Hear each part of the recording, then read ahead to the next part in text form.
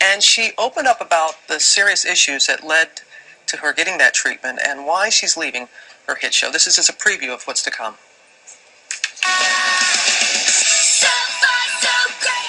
For Disney star Demi Lovato, star of Sunny with a Chance, the show must go on, but this time without her.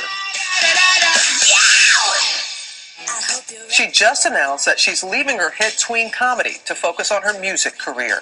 It's something she shared with me when we sat down for her first TV interview since treatment. What's going to be different now? Well, for starters, I'm about to start working on my third album, and I get to express myself through music, which is what I love doing the most.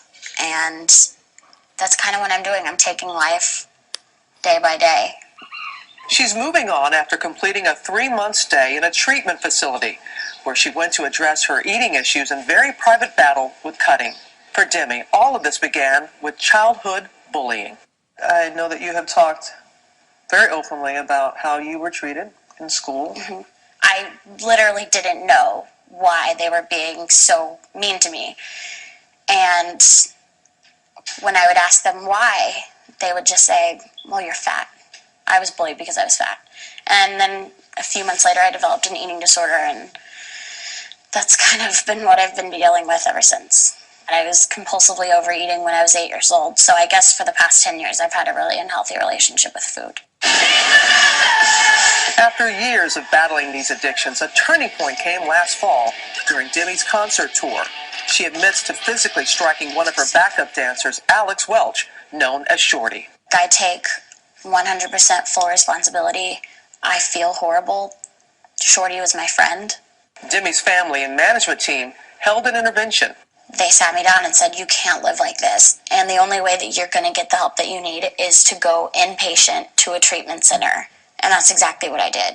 Demi will keep her record contract with Disney's Hollywood Records. In a statement, our parent company, Disney, supported her decision, saying, she is a talented young woman, and our hearts are with her as she continues to take action to improve her health and bounce back from adversity.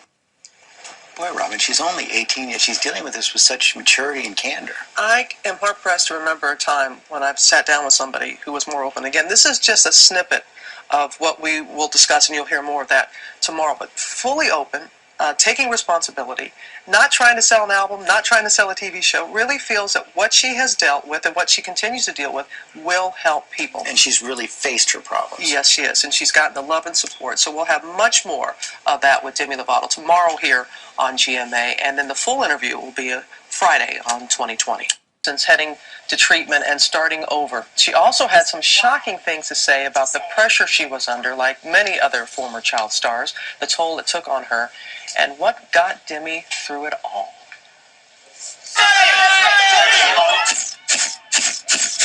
She's famous for her winning smile and her wholesome charm. You're one of us. Hi, I'm Sunny. For the little girl from Dallas, Texas, the desire to perform was homegrown. Her mom, Diana, was an aspiring country singer, a Dallas Cowboys cheerleader. And for her daughter, Demi, it was the classic tween musical, Camp Rock, that catapulted the young talent to stardom. Demi was living a teenager's dream. Movies. This is going to be the best summer ever. Her own television show, Gold Records, and dating teen heartthrob Joe Jonas. But away from the spotlight, a hidden shame. Before her rise to fame, Demi spent years secretly battling an eating disorder. She says it all started in early childhood when bullies constantly teased her and called her fat. I'm a very strong advocate for anti-bullying, but I've never been able to say this is why I am such an advocate for it, because from when I was bullied until now, I've suffered an eating disorder from the things that were said to me. Did it lead to a form of depression? Yes, definitely. Can you explain more about that period of your life? The period of my life that I went through was really dark, and I became very depressed, and my only way of really coping with it was through my eating disorder. So I just stopped eating, and that was my way of coping with it. Her depression would eventually lead to urges to cut herself. I've suffered from cross addictions over the past few years. I was trying to control my eating disorder, trying to get help for it. And when I was taking care of those things, the urges to do that came up. Yeah. So for me, it was okay to do that because I wasn't throwing up anymore. Last fall, Demi checked into a residential treatment center, Timberline Knolls. What was the darkest point for you? I can't really pinpoint a darkest point for me because over the past few years I've had so many. I guess my darkest period was going into treatment for that first 48 hours and not having any communication with the outside world, even letting some people know that I was in there. I couldn't talk to anyone, and I was just kind of shocked to be in such a different environment. It was there she learned a shocking new diagnosis. Demi was bipolar. I had no idea that I was even bipolar until I went into treatment. I was actually manic a lot of the times that I would take on workloads, and I would say, yes, I can do this, I can do this, I can do this. I was conquering the world, but then I would come crashing down, and I would be more depressed than ever. During 3 months of inpatient treatment, Demi learned new ways to manage her emotions. Today I'm learning how to cope with issues and cope with urges and things like that in healthy ways. Like I've picked up knitting. Who would ever thought that I knit on a Saturday night, watching TV? I totally do. I'm a knitter.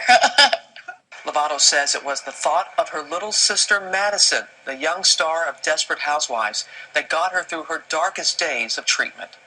I had to think of her all the time when I was really, really rough, but I just kept thinking, okay, set this example for your little sister.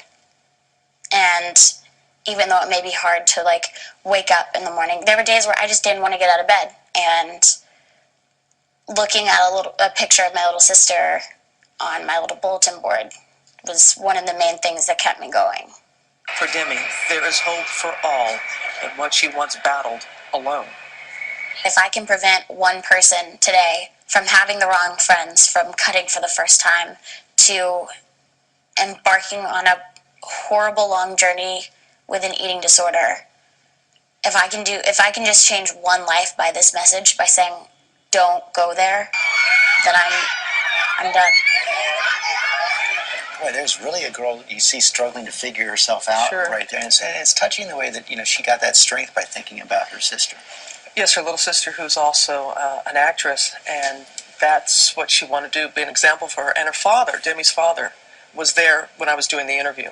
And when Demi said that about thinking about her little sister, her father got very emotional. I'm sure of in hearing about that.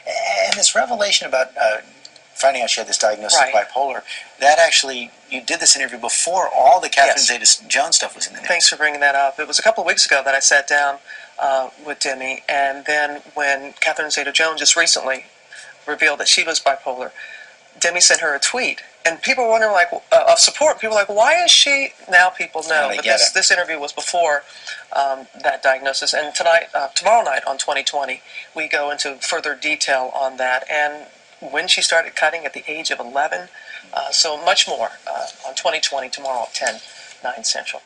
Do you remember the first time that you cut yourself? Mm. It hurt.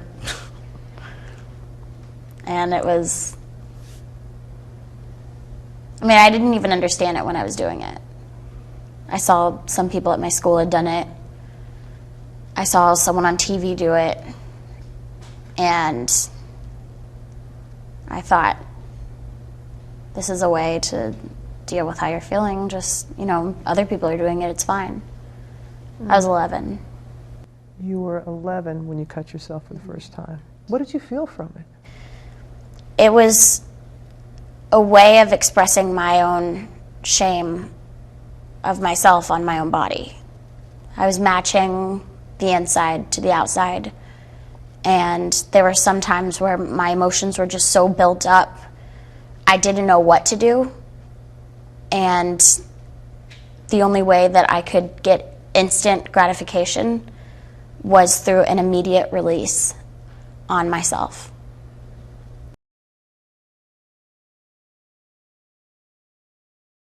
Was there a tune that you had in your head? Was there a song when you were in treatment that you would think to yourself or sing to yourself?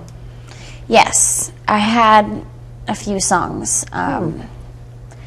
One of the songs I actually have tattooed on my rib cage right here, and it says, "You Make Me Beautiful," and it's a song called Beautiful by Bethany Dillon.